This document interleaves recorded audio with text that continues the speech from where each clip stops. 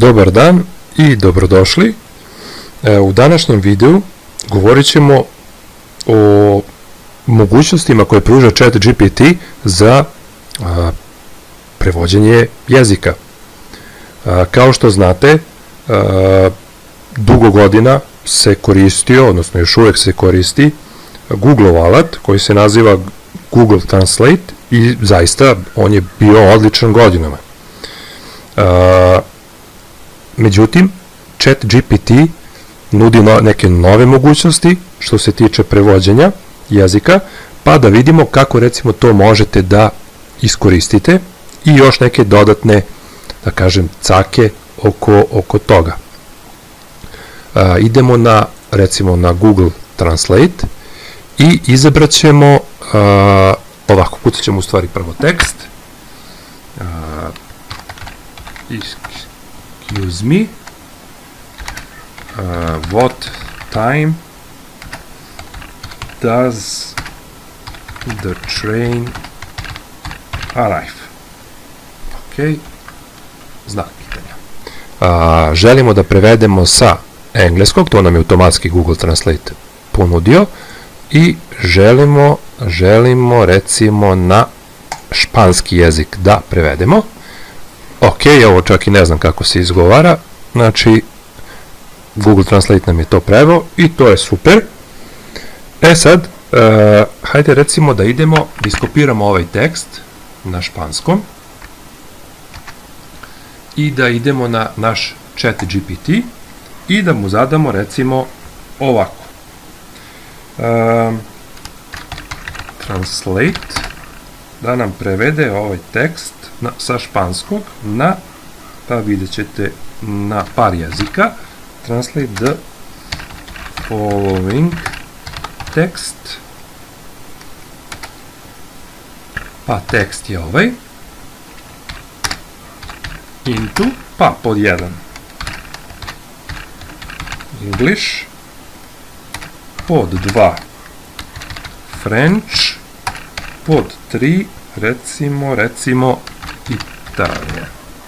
Znači da nam prevede ovaj tekst sa španskog na 3 jezika, engleski, francuski i italijanski. Kliknemo ovde i kaže engleski, to je to, francuski, da, i italijanski, super.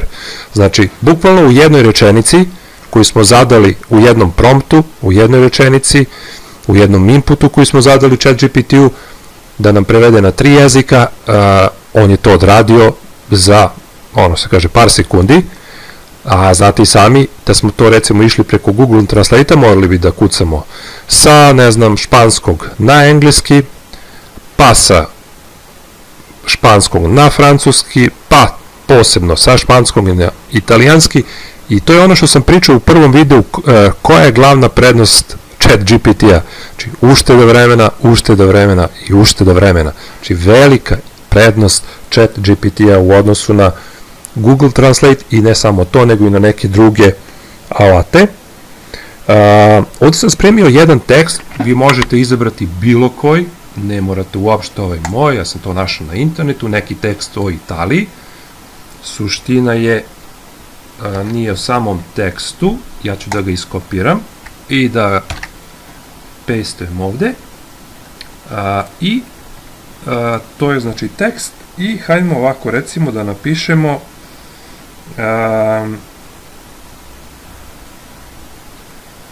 hajmo da napišemo recimo, hajmo ovako ćemo da učinimo ovo malo zanimljivije. Idemo na Google Translate, idemo ovde da ga i on nam je to preveo preko Google Translate-a. Ovde mislim da mi fali Italiji, da nisam lepo iskopirao. Ok, sada ćemo ovaj tekst iskopirati, znači dobili smo na španskom jeziku, idemo da iskopiramo to, mislim sam ovo i ovde samo, da, copy, i idemo na naš chat GPT, ovo ćemo brisati i kucamo translate the following text into English. A tekst je ovaj. I vidite i sami,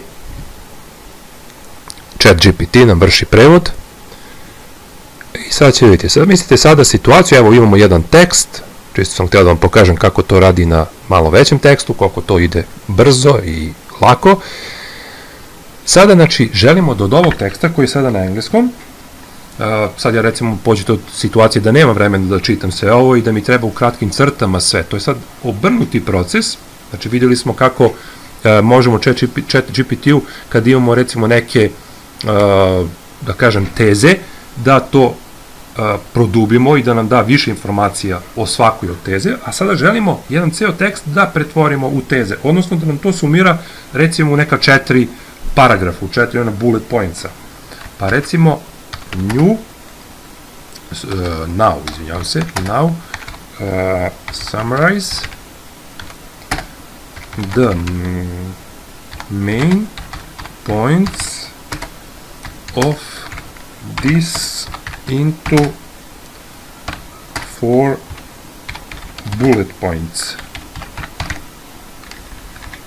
Ok, idemo na enter i on nam sada bukvalno, znači pogledajte, ceo ovaj tekst, znači izdvoji ono što je najbitnije i sumirao nam u 4 bullet pointsa i sad mi to iščitamo za čas i vidimo, aha, to radi se o tome u ovom celom tekstu.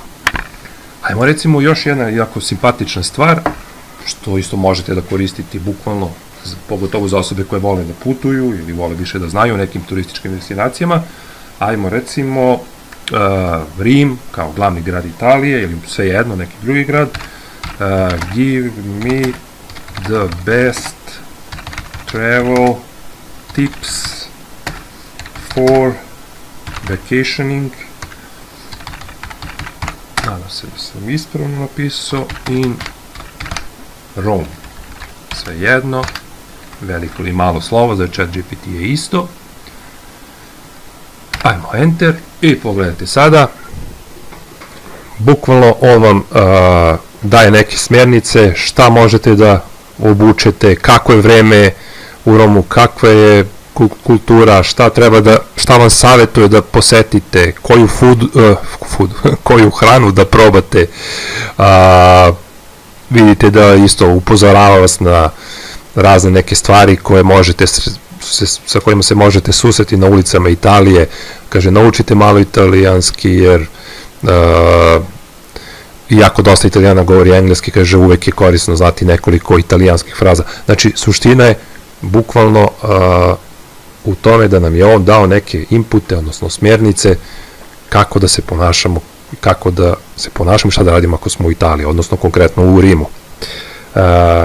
To bi bilo sve što se tiče današnjeg videa i vidimo se uskoro. Prijetan dan!